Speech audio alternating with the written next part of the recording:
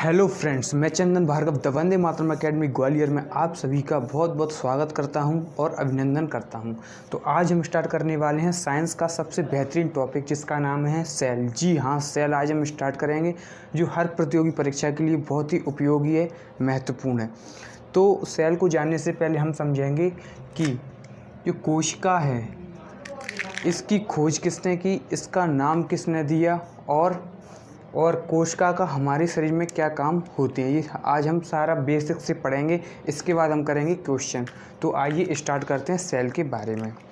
सबसे पहले जो मैं यहाँ पर लिखता जाऊँगा, आप कॉपी पेन लेकर इसको लिखते जाइए, जिससे आपको याद भी साथ साथ होता चला जाएगा। ठीक है, तो आइए स्टार्ट करते हैं। सबसे पहले कोशिका होता क्या है, किसे कहते हैं। तो आप जिस प्रकार जानते हो कि एक पूरा कमरा बनाने के लिए हमको किसकी आवश्यकता पड़ती है, ईंटों की आवश्यकता पड़ती है। तो उसमें से जो एक ईंट होती है वो क्या होती है, उसकी एक यूनिट होती है। इसी प्रकार हमारी पूरी बॉडी बनाने के लिए एक यूनिट जो है उसका नाम है सेल, क्या, कोशिका। जिस प्रकार एक कमरा ईंटों से मिलकर बना होता है, उसी प्रकार हमारी पूरी जो बॉडी है वो सेल से मिलकर बनी होती है। इसलिए इसको क्या कहते हैं, हम कोशिका कहते हैं। अब हम जानेंगे कि कोशिका का अर्थ क्या है। ठीक, तो कोशिका का यदि हम संधि विच्छेद करते हैं तो ये आता है कोश प्लस इका। कोश का अर्थ होता है एक कमरा और एक का अर्थ होता है एक, यानी एक कमरा। अब ये सेल नाम आया कहाँ से, इसके बारे में हम जानते हैं। ठीक, समझते हैं, आगे बढ़ते हैं। क्या होता है, एक साइंटिस्ट थे जिनका नाम था रॉबर्ट हुक। क्या नाम था, रॉबर्ट हुक। उन्होंने क्या किया, कॉर्क का एक पेड़ था, कॉर्क के पेड़ से उन्होंने देखा उसकी छाल से उसमें छोटे छोटे उनको कोष्ठ दिखाई दिए, हॉल के जैसे दिखाई दिए, यानी कि छोटे छोटे छिद्र दिखाई दिए। तो उन्होंने उसको इलेक्ट्रॉनिक सूक्ष्मदर्शी उस वक्त थी नहीं, तो उन्होंने एक सूक्ष्मदर्शी खुद की बनाई हुई थी। तो उसकी सहायता से उन्होंने वो छिद्र देखे हुए थे। वो जो छिद्र देखे थे उन्होंने, उनको वो कमरे जैसे दिख रही थी, मतलब होल दिख रहा था उनमें। क्या दिख रहा था, होल दिख रहा था। तो इनको नाम दिया सेल, जो शरीर की सबसे छोटी यूनिट है।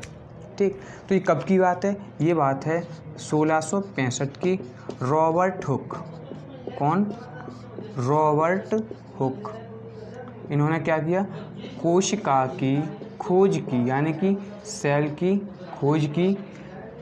किसकी खोज की, सेल की खोज की। कहाँ से की इन्होंने, कॉर्क की छाल से, कॉर्क की छाल से इन्होंने सेल की खोज की। ठीक, इसके बाद अच्छा, इन्होंने जो सेल की खोज की वो डेड थी या लिविंग सेल थी। तो कैसी सेल थी, वो थी डेड सेल। कैसी थी, डेड सेल। इसको हम कहते हैं मृत कोशिका। क्या कहते हैं, मृत कोशिका। इसके 9 साल बाद 1674 की बात है, एक साइंटिस्ट आए जिनका नाम था ल्यूवेनहॉक। क्या नाम था, ल्यूवेनहॉक। इसके बारे में जानने के बाद हम पढ़ेंगे सेल ऑर्गन्स के बारे में। जो चित्र बना हुआ है सारा ही इसमें ही कवर करा दिया जाएगा, तो आपको किसी भी प्रकार की टेंशन लेने की ज़रूरत नहीं है। ठीक है, तो ल्यूवेनहॉक ने क्या किया था, लिविंग सेल की खोज की। लिविंग का अर्थ होता है जीवित कोशिका की इन्होंने खोज की थी। कहाँ पर की थी, तालाब के जल में। इसका आप स्क्रीनशॉट ले लीजिए या फिर आप नोट कर सकते हैं। ठीक है, देखिए फिर से समझते हैं हम। कोशिका हमारी शरीर की सबसे छोटी यूनिट है, उसका नाम है कोशिका। ठीक, कोशिका का यदि हम संधि विच्छेद करते हैं तो कोश प्लस इका, यानी कि कोश का अर्थ होता है कमरा, यानी कि हॉल। इका का अर्थ होता है एक। ठीक, अब 1665 में क्या होता है, रॉबर्ट हुक ने सेल की खोज की। कहाँ से की, कॉर्क की छाल से। कॉर्क की छाल में उनको क्या दिखा, होल, छोटे छोटे होल दिखाई दिए, जिसे उन्होंने क्या कहा, कोशिका नाम कहा। ठीक है, तो क्वेश्चन आता है वो सेल कैसे थे, डेड सेल थे। कैसे थे, डेड सेल थे, यानी कि मृत कोशिकाएं थीं। तो फिर लिविंग सेल की खोज किसने की, 1674 में ल्यूवेनहॉक, यानी कि जीवित कोशिकाओं की खोज ल्यूवेनहॉक ने की। ठीक, इसके बाद हम आगे बढ़ते हैं। एक मिनट आप नोट कर लीजिए जब तक इसको। इसके बाद 1674 के बाद हम आगे बढ़ते हैं। अब कोशिका की खोज तो हो ही चुकी है, ठीक। इसके बाद आती है बात कोशिका के केंद्रक की। किसकी?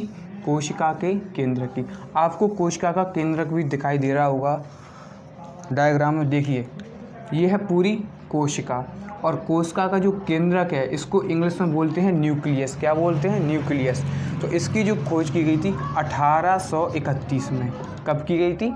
1831 में की गई थी रॉबर्ट ब्राउन द्वारा। किसकी खोज? न्यूक्लियस की खोज, ठीक। इसके बाद 1838-39 में आया सेल थ्योरी। क्या? सेल थ्योरी क्या है, इसके बारे में हम जानेंगे। ये जो सेल थ्योरी है ये दिया था स्वान एवं स्लाइडेन ने। किसने? स्वान व स्लाइडेन, ये दो साइंटिस्ट थे। इन्होंने सेल थ्योरी में कहा था कि सभी पौधे एवं जंतु एक छोटी यूनिट से मिलकर बने होते हैं जिसे हम कोशिका कहते हैं, ठीक है। तो यही कोशिका सिद्धांत कहलाया, और कोशिका सिद्धांत किसने दिया था? स्वान एवं स्लाइडेन ने दिया था। अच्छा, ये और उतार लीजिए आप। कोशिका शब्द जो है, सेल जो शब्द है वो लैटिन वर्ड से लिया गया है, ठीक। तो हमारा ये पॉइंट क्लियर हो चुका है। इसके बाद बढ़ते हैं 1855 में। एक साइंटिस्ट थे जिनका नाम था बिरचाऊ। इन्होंने क्या किया? इन्हीं के दिए हुए सेल थ्योरी को क्या कर दिया? आगे बढ़ाया। आगे बढ़ाने का मतलब इन्होंने कहा कि जितनी भी पुरानी कोशिकाएं हैं, प्राचीन काल की जो कोशिकाएं हैं, उनसे ही नवीन कोशिकाओं का ही निर्माण हुआ है।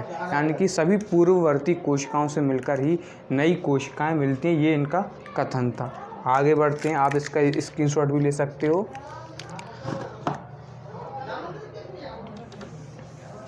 अब आता है 1839 में एक और था। देखो, कोशिका की खोज हो गई, ठीक। कोशिका के केंद्रक की खोज हो गई। कोशिका की खोज रॉबर्ट हुक ने की, और कोशिका के केंद्रक की खोज किसने की? रॉबर्ट ब्राउन ने की। अब इसमें क्या होता है? कोशिका के अंदर लिक्विड भरा है। यहाँ पर क्या भरा है? लिक्विड, और ये सभी तैर रहे हैं उसके कंपोनेंट। तो वो जो लिक्विड है वो कहलाया प्रोटोप्लाज्म। क्या कहलाया? प्रोटोप्लाज्म। इसको आप लोगों को प्रोटोप्लाज्म, हिंदी में इसको कहते हैं जीव द्रव्य। क्या कहते हैं? जीव द्रव्य इसको कहा जाता है। तो इसका जो नामकरण है वो किसने किया था? ये किया था पुरकिंजे ने। किसने? पुरकिंजे ने किया था। तो ये हो गया अपना, ठीक है। कंसेप्ट ये हमारे हो चुके हैं। अब हम जानेंगे, देखो सेल का हम बेसिक समझ चुके हैं। अब सेल ऑर्गन्स के बारे में हम जानेंगे कि उसके कंपोनेंट क्या हैं और उनके कार्य क्या हैं, ठीक है। देखिए, सेल का सबसे महत्वपूर्ण कार्य है, पहले तो इसका अर्थ समझ लीजिए। सेल के कार्य क्या? सेल के का आखिर हमारी बॉडी में सेल के क्या कार्य हैं? तो इसका सबसे महत्वपूर्ण कार्य है उपापचयी क्रिया को संतुलित करना। क्या करना? बैलेंस करना। उपापचयी क्रिया का अर्थ होता है मेटाबॉलिज्म प्रोसेस। क्या होता है? यहाँ लिख लीजिए, मेटाबॉलिज्म प्रोसेस। अब ये उपापचयी प्रक्रिया क्या होती है, इसका अर्थ समझिए। कोशिका में क्या होता है? सभी प्रकार की घटनाएं होती हैं, जैसे श्वसन होना। श्वसन में हम क्या कर सकते हैं?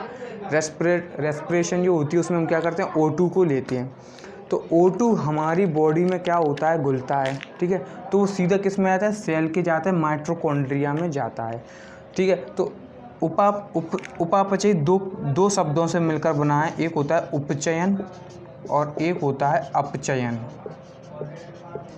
उपचयन का अर्थ होता है नए पदार्थ का निर्माण होना। जैसे कोई दो पदार्थ हैं, ठीक है। इन दो पदार्थों से जो दो पदार्थ मिलकर किसी एक पदार्थ का निर्माण करते हैं उसको हम कहते हैं उपचयन। और अपचयन किसे कहते हैं? किसी एक पदार्थ का कई पदार्थों में विभक्त हो जाना ही अपचयन कहलाता है। तो ये दोनों ही काम करता है। कौन करता है? सेल। ठीक है, इसके बारे में डिटेल में हम सेल ऑर्गन में पढ़ेंगे, तब आपको बिल्कुल समझ में आ जाएगा। ठीक, आगे बढ़ते हैं। अब हम पढ़ते हैं सेल ऑर्गन्स के बारे में। सबसे पहला पॉइंट आता है प्लाज्मा झिल्ली। आप हेडिंग डालोगे कि प्लाज्मा झिल्ली क्या है, या सेल मेम्ब्रेन भी इसको कहते हैं। पहला पॉइंट क्या है? चलो यहाँ पे लिख दीजिए, सेल ऑर्गन्स। सेल ऑर्गन्स पहला पॉइंट है इसका, प्लाज्मा झिल्ली। क्या है? प्लाज्मा झिल्ली।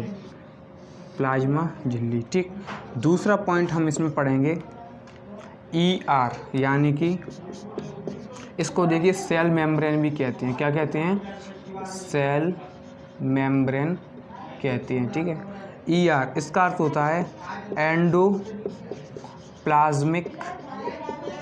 रेक्टिकुलम। एंडोप्लाज्मिक रेक्टिकुलम ER होता है। ठीक है, तीसरा हम पढ़ेंगे क्या पढ़ेंगे? Golgi body. क्या? Golgi body. क्या पढ़ेंगे? Golgi body. चौथा होगा हमारा माइटोकॉन्ड्रिया। माइटोकॉन्ड्रिया क्या होगा? माइटोकॉन्ड्रिया। और पांचवा हम पढ़ेंगे इसमें, क्या और रह गया? न्यूक्लियस। हाँ, न्यूक्लियस और पढ़ेंगे इसमें अपन, न्यूक्लियस। अच्छा, लाइसोसोम नहीं लिखा अभी, तो यहाँ हो गया लाइसोसोम। तो ये हो गए हमारे क्या? ये हो गए हमारे सेल ऑर्गन्स। तो इनके बारे में हम डिटेल में पढ़ेंगे। तो पहला पॉइंट डालोगे आप प्लाज्मा झिल्ली। ठीक है, इसके बारे में मैं बोलता जाऊंगा, आप लिखते जाओगे। ठीक है, यहाँ पर जगह नहीं है लिखने के लिए, या आप समझ भी सकते हो कि मैं क्या बोल रहा हूँ। ठीक है, देखो ये है चित्र। क्या होता है? सेल की कवरिंग के लिए इसके ऊपर एक दोहरी परत की एक झिल्ली होती है, जिसको हम सेल मेम्ब्रेन कहते हैं। अच्छा, सेल मेम्ब्रेन की ज़रूरत क्यों पड़ी? किसी भी इस झिल्ली से क्या होता है? पदार्थों का आवागमन होता है, ट्रांसपोर्ट होता है। जैसे सेल के अंदर O2 CO2 का जाना है ना, और जल का जाना, ये सब आने देता है, छन के आता है। क्या होता है? छन के आता है। ये छन के क्यों आता है? ताकि हानिकारक पदार्थ बाहर रह जाएं और सेल को जिस पोषक तत्वों की ज़रूरत है वो ही केवल अंदर आएँ। तो जो प्लाज्मा झिल्ली का काम है वो हानिकारक पदार्थों को आने से रोकना ही है। ठीक है, इसके बाद आता है ER, यानी कि एंडोप्लाज्मिक रेक्टिकुलम। सर्वप्रथम हम जानेंगे जो ER होता है वो दो प्रकार का होता है। एक होता है SER और एक होता है RER। SER का अर्थ होता है स्मूथ एंडोप्लाज्मिक रेक्टिकुलम, और RER का अर्थ होता है रफ एंडोप्लाज्मिक रेक्टिकुलम। अब ये RER और SER बिल्कुल अच्छे से समझना है आपको। रफ एंडोप्लाज्मिक रेक्टिकुलम यानी कि खुरदुरी अंतर्प्रद्रवी जालिका। देखो